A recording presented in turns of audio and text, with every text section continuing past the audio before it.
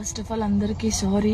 నేనైతే నిన్న వీడియో చేసినో దానివల్ల చాలామంది బాధపడ్డారు, చాలామంది రియాక్ట్ అయ్యారు, చాలామంది సపోర్ట్ చేశారు. సపోర్ట్ చేసిన ప్రతి ఒక్కరికి థ్యాంక్ యూ సో మచ్.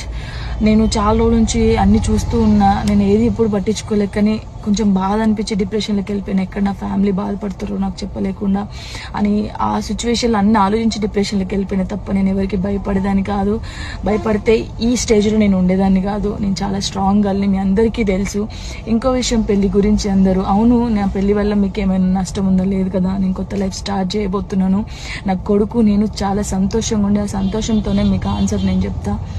నిన్న చేసిన వీడియోలు కూడా కొంతమంది మంచి తీసుకున్నారు, కొంతమంది చెడు తీసుకున్నారు. అది ఆగదు ఎప్పటికైనా ట్రోలింగ్స్ అనేది. నాకు అది అర్థమైంది. నేను దాన్ని పట్టించుకోవాల్సిన అవసరం నాకు లేదు. నా లైఫ్లో నేను చాలా స్ట్రాంగ్ ఉంటా, ఇంకా ముందుకు వెళ్తూనే ఉంటా. మీ జానక్ ఎప్పుడు స్ట్రాంగ్గానే ఉంటుంది. కొంచెం డిప్రెషన్లోకి వెళ్ళిపోయిన అంతకు మించి. నేను నీకు మాట చెప్పను, నేను నిన్ను ప్రేమించినంతగా ఎవరిని ప్రేమించలేదు. కానీ నా జీవితంలో చేసిన పెద్ద తప్పేంటో తెలుసా? నీలాంటి దాన్ని ప్రేమించడం.